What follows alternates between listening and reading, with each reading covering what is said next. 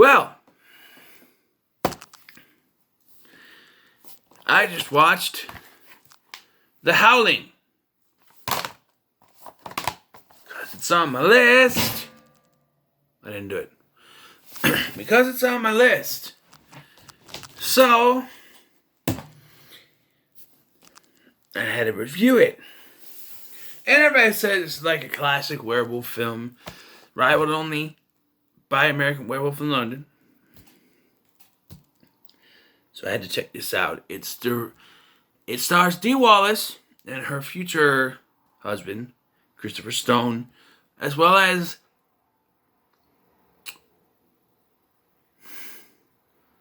Dennis Dugan, who would go on to direct and is well known for directing Adam Sandler movies. I know him as the dad from The New Adventures of Pippi Longstocking. Don't judge me. And is directed by Joe Dante. I'm going to say Christopher Dante. Joe Dante. Which means, yes, we have a Dick Miller cameo playing Walter Paisley, who works at a gun shop, which he would also do in The Terminator. But, Walter Paisley, by the way, being his character's name in not only Chopping Mall, but also The Bucket of Blood, which is his only starring credit. But here, the story tells about Karen, played by Dee Wallace. She's an investigative reporter investigating a serial killer, and she ends up attacked by this guy who ends up being a werewolf.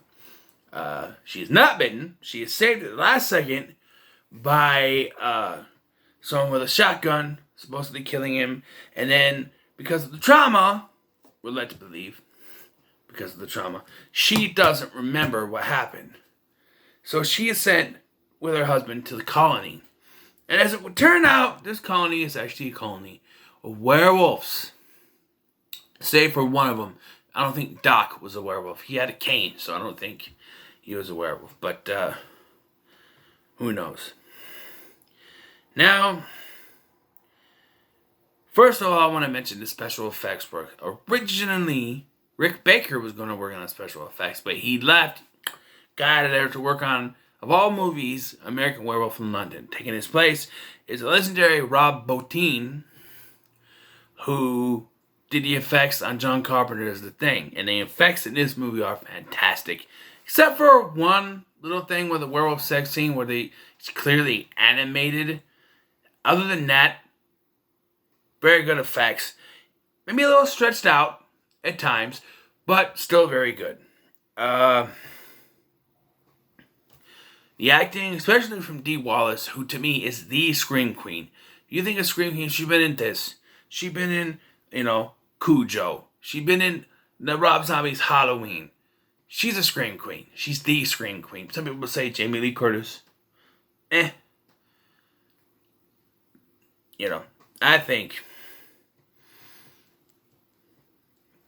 Dee Wallace is the Scream Queen. But anyway, the story revolves around, they're at this colony now. She's doing it to relax. She's starting to remember some things. And then her husband gets bit by something. And he turns into a werewolf. And he's being seduced by this evil lady named Marsha, who's also a werewolf. They have this werewolf sex scene. And yeah, eventually, some friends have to come and save Karen. There's Dennis Dugan and his girlfriend and wife, whatever, in the movie. She goes ahead because he has to do something. And she ends up dead because the werewolf that they supposedly killed at the beginning is not really dead. He's played by Robert Picardo. You can see him die twice, which is cool because if you know, he likes to play jerk characters. Like not Q. Like, he was on one of the Star Trek shows. He was Woolsey in the Stargate shows, and he was a dick. And so it's good to see him get killed. He was also in Gremlins 2. But, that's Gremlins 2. Yeah. And so, to me, this film it's a fantastic film. I really enjoy it. I really like it. The only thing that ruins this film for me is the ending. Because to me, it really makes no sense. So, first of all these werewolf people have gathered at this thing, and they're going to bite her, whatever, eat her, whatever, kill her, whatever they're going to do. And then Dennis Dugan shows up with a gun. They're not afraid. He's like, silver bullets. And they're like, yeah, right. Until he shoots someone, and it's like, it's real. So he starts shooting people to get them out of there, and he takes her away and drives off. We find out later that the place burned down, and supposedly everyone is dead. Although we'll get to that. This is the point where the ending's like, it should have ended with them just driving off. They want to report this story, the colony, on the news. So they set up Dee Wallace. She's sitting up there, and she starts doing the report. And then, all of a sudden, her eyes start to glow, and she said, I'm going to prove it to you right now. And she turns into a werewolf, which I believe was a reshoot. I know this movie was shot very quickly, like 20-some days, and that included reshoots. I think this was a reshoot. Mostly because the werewolf effect, it looks just like a mask they threw on Dee Wallace. It looks like the Wolfman mask, something just thrown on Dee Wallace or a stunt person, whatever. It doesn't look like the rest of the fantastic werewolf stuff. It looks very cheap. Very, very cheap. Like it's just a reshot, put a mask on her, and that. And then Dennis Dugan shoots her. There are two big problems with. One, Karen was never fucking bit. She was never bit, never scratched. She was left alone for most of the time she was at the colony. Her husband was the one going out and doing stuff. She would talk with people, but mostly she would stay in her cabin. That's where you saw her. She was laying in the bed in the cabin where everything else was going on. There was no time for her to be bitten. And why would they try to kill her if she was bitten? They would know she was a werewolf. We never see her get bit. Never, ever. And all of a sudden, she's a werewolf. It makes no sense. It screams of reshoots. Like, oh, the original ending wasn't good enough. We need to reshoot this. We'll just put this werewolf mask on her. There it is. And then there's a big problem with this.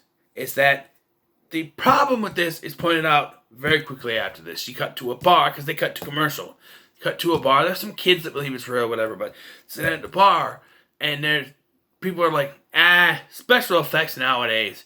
And one guy says, it was real. But they don't elaborate. There's like, pfft. And then you show them that Marcia is still alive. Because, they could have a sequel, which they do. They got 7 other sequels, which have nothing to do with this film at all. But so maybe I heard 4 was sort of a remake of the book this was based on. I don't know. I hear it's shit anyway. As it stands, though, ending aside, this movie was fantastic. I'm definitely going to give it a 9 out of 10. But yeah, so what are your thoughts on the Howling? Let me know in the comments below. Make sure to like, share, and subscribe. Thank you for watching. I've been Scotty. See you in the next one.